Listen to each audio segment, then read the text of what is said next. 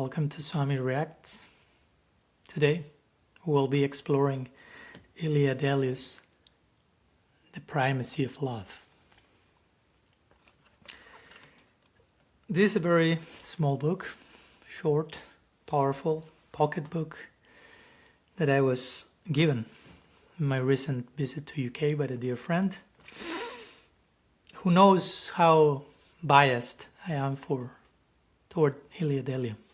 I had the fortune of meeting her in person last year in Washington, D.C. I had the fortune of having her in my Free Radical podcast. I have the fortune of having her endorsing my third book, Evolution and Divine Love. And I have the fortune of developing a very friendly relationship with her and with Robert Nicastro, her right hand in the Center for Christogenesis. So whatever she writes, I really love it. As I told you many times, Ilia Delio is a Franciscan nun.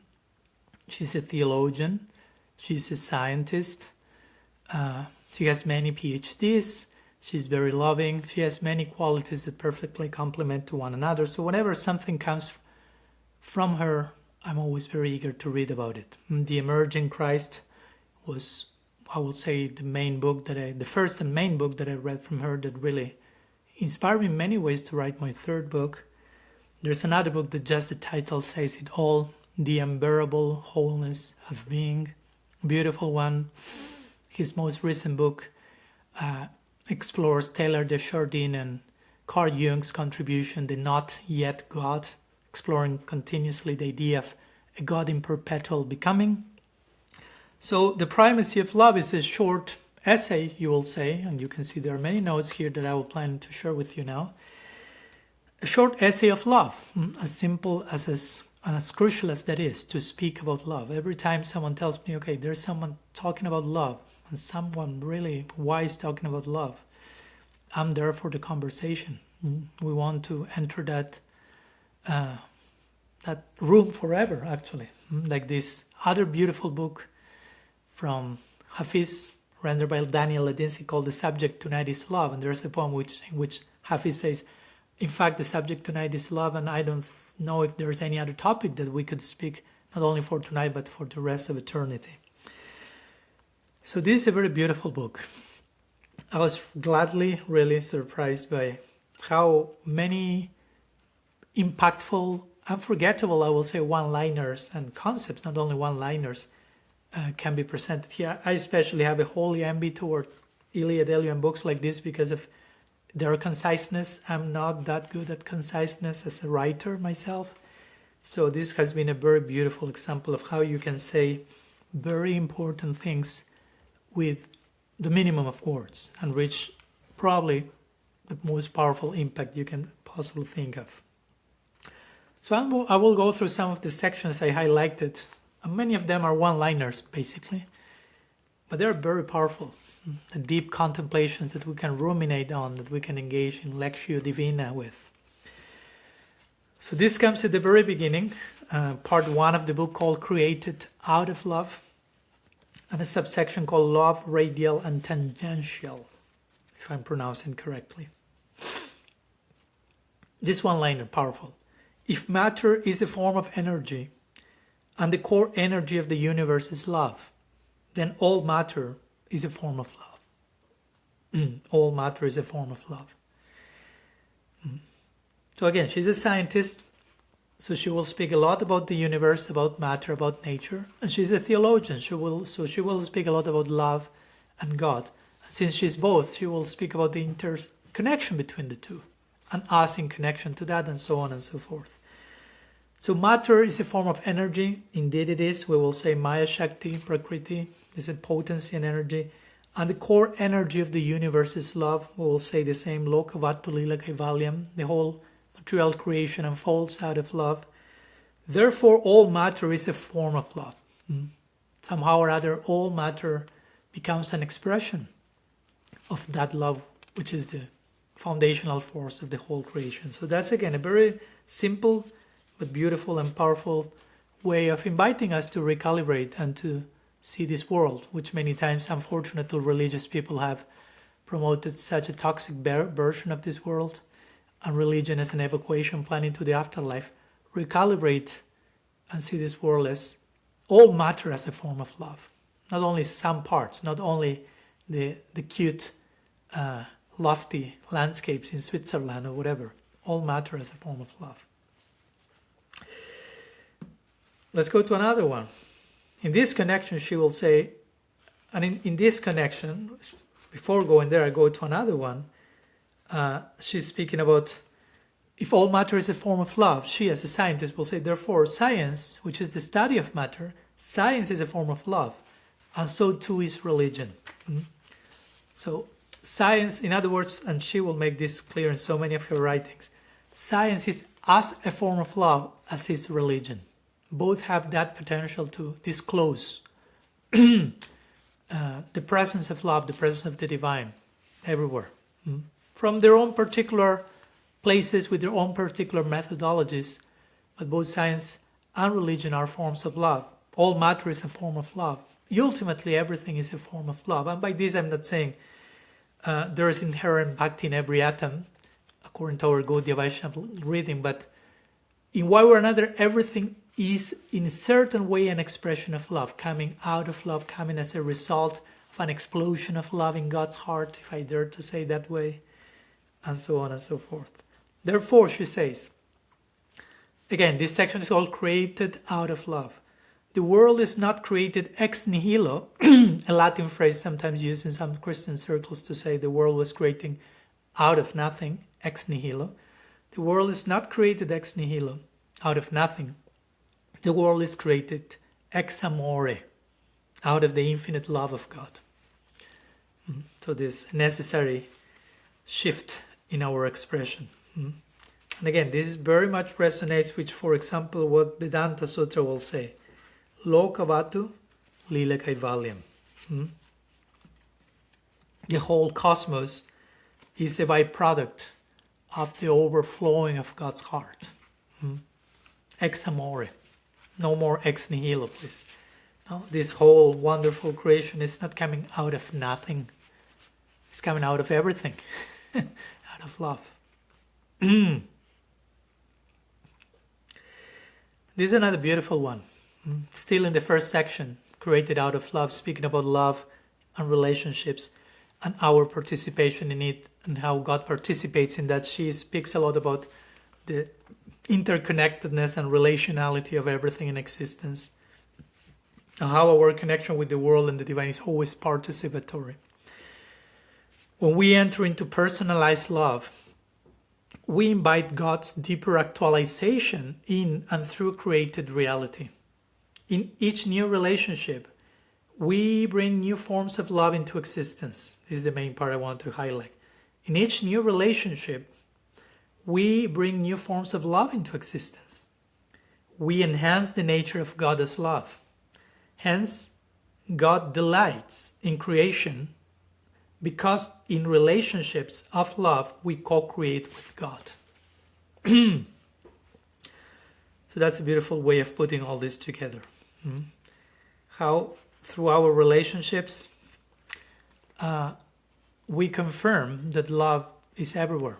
And we invite new forms of, new expressions of love to manifest, and therefore the divine, the sweet absolute delights in that, and further affirms how everything around us is sacred ultimately, if we have the eyes to see.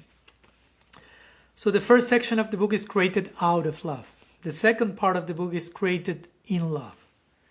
So let me share with you one first section coming from this second part. Again, Ilia Delio works a lot with science, with technology, with the implications in the age we are living, the implications of technology, the implications of AI. Maybe she doesn't go here into the utmost detail of AI as she does in her contemporary lectures and podcasts. Her podcast is called Hunger for Wholeness, just in case. Very beautiful one. I had the honor to be invited there a few years ago. So here she's speaking about, in brief, but this says it all in terms of the power, the potential compromising, and more than that, of technology and our modern society. Marketing and consumerism feed on the inadequacies of human love. which can quickly turn to hate, revenge, jealousy, anger, or disappointment. Artificial intelligence and robots promise a godly love which will accept us as we are without judgment or retribution. It's an interesting point, because if we as humans do not remain or become human enough, and our so-called love turns very quickly into hate, into all other things that have nothing to do with love. In other words, if we don't keep our humanness intact, which entails the capacity for love, then any other offer of love coming from technology and AI will feel better, will feel more unconditional. Again, the promise of artificial intelligence is what she says here. You will be accepted as you are, without judgment or retribution. And that's why many of us get addicted to technology, because somehow we are all unconsciously or consciously thirsting for unconditional love, unconditional acceptance. So if we as humans fail to offer that to one another, then we will run to other places or even devices which, if they do not offer that, at least they seem to be offering that. So that's a very beautiful way to put on one side love, our commitment to love, our commitments as humans to keep love in place, and how if we fail to do so, how that may really get in the way of everything, especially with so much technology in our lives. In other section, Ilia Delio says actually,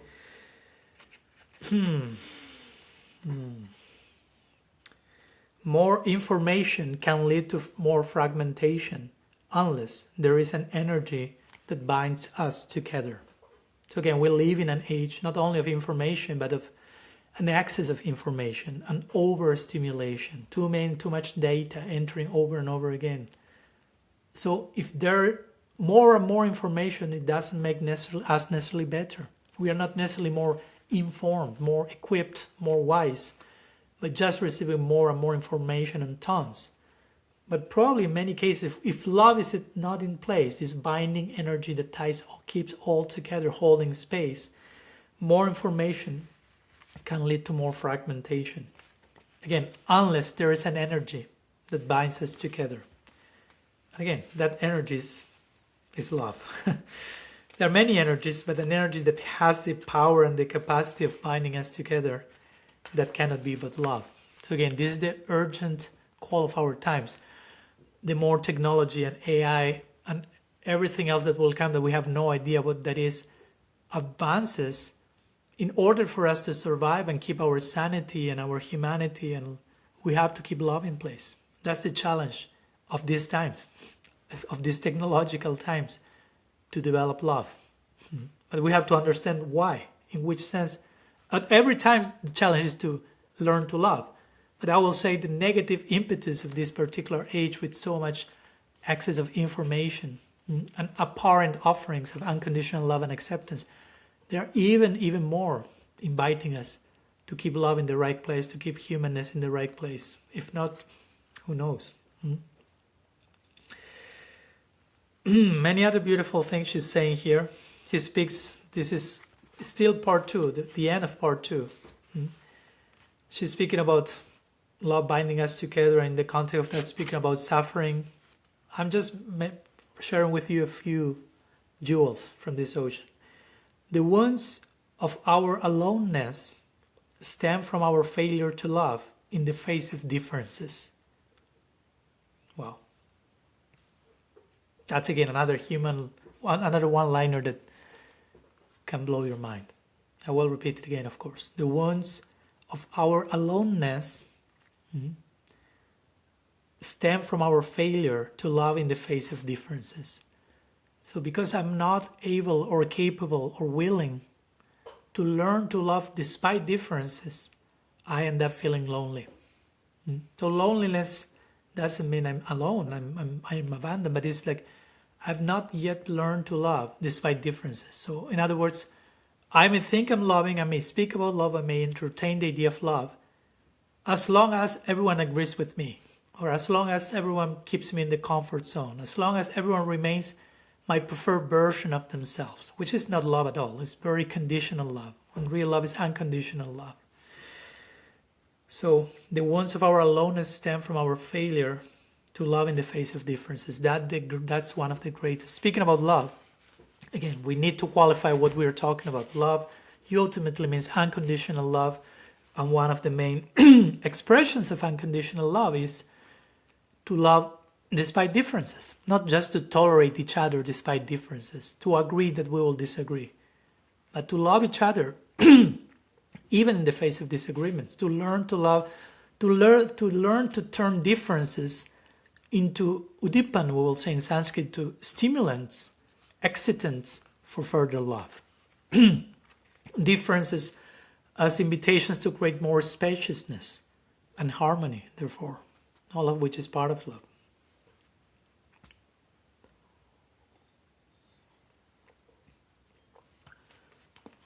So this is the conclusion of part 2. Allow me to share you one more section from part 3. Now, part 1 was created out of love. Part 2 created in love. Part 3, as you may imagine, created for love. So the whole treatise is revolving around the idea of love. That's why it's called the primacy of love. So here I find one beautiful statement that I've made my own, and I'm repeating it over and over again with some extra added features. And beautiful. And I plan to add this to my 4th book on unconditional love for sure. She says, fasten your seatbelt, my friends. Our life challenge is not only to fall in love, but to fall in love in an absolute way, because the utter commitment of love will decide everything. Wow, beautiful. So much poetry here. Again, she's a scientist, she's a theologian, and if you're a proper scientist and a proper theologian, you may end up becoming a poet. And I totally agree and feel and think that Ilia Delio, as many other elders and mystics, are all of the things together. So again, this is an important way of expressing ourselves. Especially I will speak from my side as a Gaudiya Vaishnava. Sometimes we say the goal of life is to love God. Yes, but what's the meaning of that? What it means to love? Love actually means to fall in love, to become enamored perpetually, an ongoing state of falling in love repeatedly. And with God means with God and everything in relationship with God, as our teachers teach. So, which means if loving God entails loving everything in relationship with God, loving God entails loving everything. And loving entails falling in love. Therefore, the goal of life is not just to love God, but more precisely, to fall in love. And not just to fall in love, but as Ilia says here, to fall in love in an absolute way. And I may add to this, with the totality of reality. With God, of course, the center of everything, and everything that exists revolving, orbiting around that center, which is everything. So that's the ultimate goal and the ultimate challenge. That's how Ilia Delio translates it here. Our life challenge. The goal of life, the life challenge is to fall in love in an absolute way with the totality of reality. And then she concludes beautifully, because the utter commitment of love will decide everything. The utter commitment of love will decide everything. That's what makes a difference. And in the section of concluded thoughts, she mentions something in connection to this that I like to, it's like the icing on the cake here. She will say, if love, again, the whole book is about love. So you can see, hopefully you can have a glimpse here, how much we can talk about love endlessly. If love really is the truth of our existence, as it is, and the truth of God, as it is, then may we not aim to meet the minimum requirements of love. Rather, let us love to the point of tears. This is basically the conclusion of the book. It sounds kind of a blessing to conclude the book. An Ashirvad Sloka, as we will say in our tradition. A verse of benediction. May we. So again, very deep, very profound sections. If love is really the truth of our existence, the truth of love's existence, the axis of reality around which everything revolves, then how to approach such a reality, such a truth, such love? Then may we not aim to meet the minimum requirements of love, not only love again, but falling in love in an absolute way with the totality of reality, which she here reframes as Let us love to the point of tears. Let us make our heart so tender, so soft, so sensitive, so compassionate, so open, so selfless, that we will love to the point of tears. Our tears were confirmed our arrival to love. So these, my friends, brothers, sisters, are a few thoughts today. Very inspiring reading by Ilia Delio's The Primacy of Love. Very recommended reading. So if you have read it, please drop your thoughts in the comment section. If you have not, still drop your thoughts regarding what we have been sharing here. I think the ongoing discussion and conversation about love needs to remain in place, and this is a humble attempt of it. So thanks so much for your time, for your presence and attention, which are all forms in which you show love. We can show love to one another. And see you in our next episode of Swami Reacts.